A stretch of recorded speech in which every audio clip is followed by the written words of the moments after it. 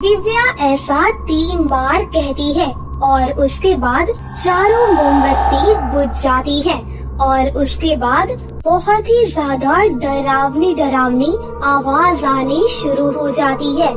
ऐसी आवाज दिव्या और उसके दोस्तों ने आज से पहले कभी नहीं सुनी थी, सिर्फ हॉरर स्टोरी में ही सुनी थी, लेकिन आज वो ऐसी आवाज लाइव सुन रही थी। दिव्या को तो ज्यादा डर नहीं लगता, लेकिन उसकी तीनों दोस्त बहुत ही ज्यादा डर जाती हैं। वो थर थर कांपने लगती हैं। उनके माथे पर पसीना आ जाता है। ये यार क्या हो रहा है? ये क्या हो रहा है? इतनी ज्यादा खतरनाक आवाज, इतनी खतरनाक आवाज तो मैंने सिर्फ टीवी में ही सुनी थी। मेरे तो कान ही फट जाएंगे। ये कितनी ज्यादा खतरनाक आवाज है। दिव्या, कितनी ज्यादा खतरनाक आवाज है। और मुझे तो पायल की भी आवाज आ रही है। दिव्या, मुझे लग रहा है मैरी आ गई है। मैरी आ गई है। अरे, ये तूने क्या किया? मैंने कहा था कि जब तक भूत हमारे सामने प्रकट ना हो जाए तब तक कुछ भी नहीं बोलना। और तुमने इतनी सारी बकवास की। मैरी के आने से पहले ही तुमने अपना मुंह खोल लिया। अब ना जाने हमारे साथ क्या होगा हमारे साथ।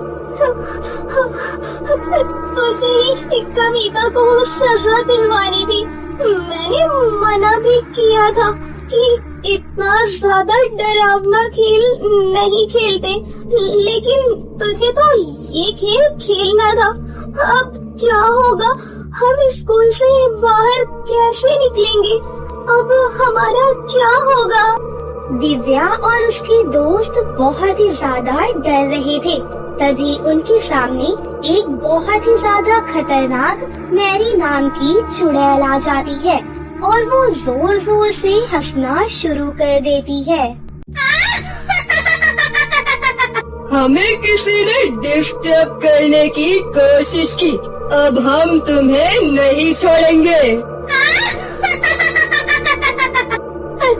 चुड़ैल जी, एक किताब में लिखा था कि अगर इस तरह से मैरी चुड़ैल को बुलाया जाता है तो वो उसके वश में हो जाती है। हाँ, लेकिन उस किताब में ये भी लिखा था कि खेल बीच में नहीं बिगड़ना चाहिए, लेकिन मेरी दोस्त बीच में ही बोल पड़ी, जिस वजह से आप डिस्टर्ब हो गई। हमें माफ कर दो। हमें माफ कर दो। आप अपनी दुनिया में वापस चली जाओ। हमें माफ कर दो। हम ये स्कूल में भूत बुलाने वाला खेल दोबारा कभी नहीं खेलेंगे। हमें माफ कर दो। दिव्या का इतना ही कहना था और वो चुड़ैल उन चारों को हवा में लटका देती है और उसके बाद जोर जोर से हंसना शुरू कर देती है।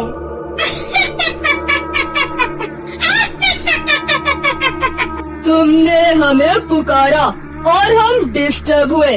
अब तुम चाहती हो कि हम अपनी दुनिया में वापस चले जाएं और वो भी खाली हाथ।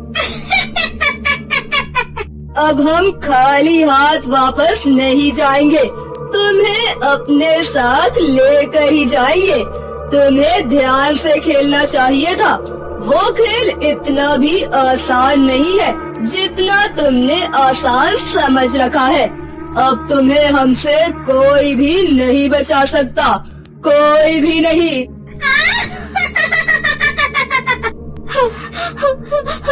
हम तो अपने घर पर झूठ बोलकर आए हैं। किसी को पता भी नहीं चलेगा कि हम रात के 12 बजे स्कूल में आए और हमने स्कूल में आकर भूत बुलाने वाला खेल खेला। अब ये चुड़ैल हमें कच्चा चबा जाएगी। दिव्या की बच्ची, हमें तेरी बात में आना ही नहीं चाहिए था। हमसे कितनी बड़ी गलती हो गई। क्या तुझे भरोसा हुआ? तू ही कहती थी ना कि भूत कुछ भी नहीं होते, बस कहानियों में ही होते हैं। देख लिया। और मैंने ये खेल बस इसलिए खेला क्योंकि उसमें लिखा था कि मैरी को अपने वश में कर सकते हैं, लेकिन मुझे क्या पता था कि मेरी दोस्त इतनी ज्यादा डरपोक है कि सारा खेल ही बिगाड़ देंगी और हम खुद ही मैरी चुड़ैल के चंगुल में फंस जाएंगे। चुड़ैल जी, हमें छोड़ दो। हम तो नन्हे मुन्ने बच्चे हैं। देखिए, हमें छोड़ दीजिए। हम आपसे वादा करते हैं कि हम स्कूल में भूत बुलाने वाला खेल दोबारा कभी नहीं खेलेंगे, प्लीज। चारों सहेलियां बहुत ही ज्यादा रोती हैं, गिड़गिड़ाती हैं, लेकिन वो चुड़ैल उन्हें वहाँ से लेकर चली जाती है। अगले दिन सभी बच्चे हमेशा की तरह स्कूल में पढ़ने आते हैं, लेकिन आज दिव्या और उसकी सहेलियां नहीं आती। गीता मैम को लगता है कि उन्होंने आज की छुट्टी की होगी, लेकिन कुछ समय के बाद जब उनके पेरेंट्स स्कूल में आते हैं तो उन्हें पता चलता है कि उन चारों ने छुट्टी नहीं की, बल्कि वो तो गायब हो चुकी हैं। देखिए, हमें नहीं पता कि आपके बच्चे कहाँ हैं। आप हमारे स्कूल में आकर इस तरह से शोर नहीं कर सकते।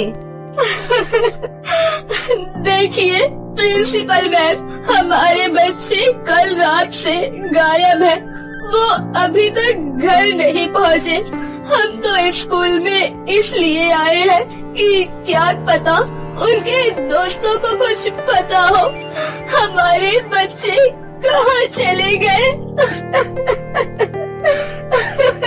देखिए, आपकी तरह हमें भी आपके बच्चों की बहुत चिंता है। वो इस स्कूल के स्टूडेंट्स थे और इस तरह से अचानक उनका गायब होना हमें भी बहुत दुख पहुंच रहा है।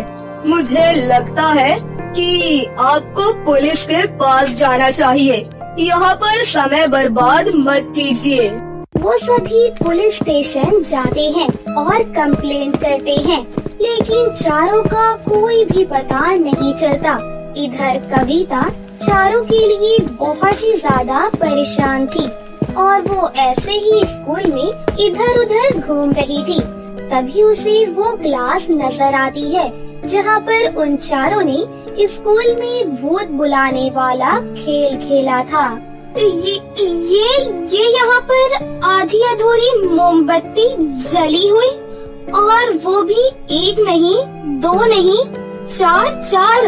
और ये तो दिव्या की लॉकेट है जो वो हमेशा पहने रखती थी, और ये ट्विंकल की रिंग है। इसका मतलब लास्ट टाइम वो चारों इसी क्लास में थी। मुझे ये बात गीता मैम को बतानी चाहिए।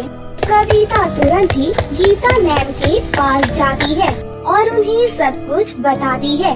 प्रिंसिपल मैम और गीता मैम दोनों उस क्लास में आती है और वो क्लास का नजारा देखकर दंग रह जाती है, क्योंकि दीवारों पर खून लगा हुआ था। 4 मोमबत्ती अधूरी जली हुई थी। ये देखकर वो भी सन रह जाती है कि आखिर इस क्लास में हुआ क्या था। मैम, दिव्या को हॉरर स्टोरी पढ़ने का बहुत शौक था ना? वो 24 घंटे उन्हें पढ़ती रहती थी। गीता मैम, आपने जब उसका बैग चेक किया था तो उसके बैग में 4 बुक्स निकली थी। आप उन्हें मुझे ला कर दीजिए, जरूर हमें वहीं से कुछ हिंट मिलेगा। गीता मैम वो सभी बुक्स कविता को लाकर दे देती है और वो एक एक कर करके उन्हें पढ़ती है। तभी उसे स्कूल में भूत बुलाने वाला खेल की कहानी नजर आती है। गीता मैम, देखिए, मुझे लगता है कि दिव्या और उसके दोस्तों ने यहाँ स्कूल में भूत बुलाने वाला खेल खेला है, लेकिन इस खेल में तो खेलने वाले को कोई भी नुकसान नहीं पहुँचता, बल्कि उस भूत को वो अपने वश में कर लेते हैं। फिर ऐसा क्या हुआ जो वो चारों गायब हो गयी? ये खेल हमारे स्कूल में खेला गया है, इसके बारे में किसी को भी पता नहीं चलना चाहिए। अब हमें कुछ भी करके उन चारों को बचाना होगा, लेकिन कैसे? कविता बेटा, आगे पढ़ो, कुछ न कुछ तो जरूर मिलेगा। पहले तो मुझे भूत प्रेतों पर विश्वास ही नहीं था, लेकिन इस दुनिया में भूत होते हैं। अब बेटा जल्दी ढूंढो, कुछ न कुछ जरूर मिलेगा। कविता वो चारों बुक्स पढ़ती है, लेकिन उसे कोई भी हिंट नहीं मिलता। फिर भी कविता बार बार उन बुक्स को पढ़ती है कि कहीं न कहीं उसे हिंट मिल ही जाएगा, और कविता कामयाब भी हो जाती है। उसे एक छोटा सा हिंट मिल जाता है। मैम, एक हिंट मिला है जिससे हम उन चारों को भूतों से बचा सकते हैं, लेकिन उसके लिए भी हमें भूत बुलाने वाला खेल खेलना होगा, वो भी स्कूल में रात के 12 बजे। प्रिंसिपल मैम, गीता मैम, कविता और एक और स्टूडेंट वो चारों भूतिया खेल खेलने के लिए तैयार हो जाती हैं, क्योंकि उन्हें उन चारों को बचाना था। और वैसे ही वो चारों भी भूतिया खेल खेलने के लिए स्कूल में रात के 12 बजे आ जाती हैं। कविता सबको अच्छी तरह से समझा देती है और सब अच्छी तरह से समझ भी जाती हैं, और वो खेल खेलने के लिए बैठ जाती हैं। उसके बाद वो खेल खेलना शुरू कर देती हैं।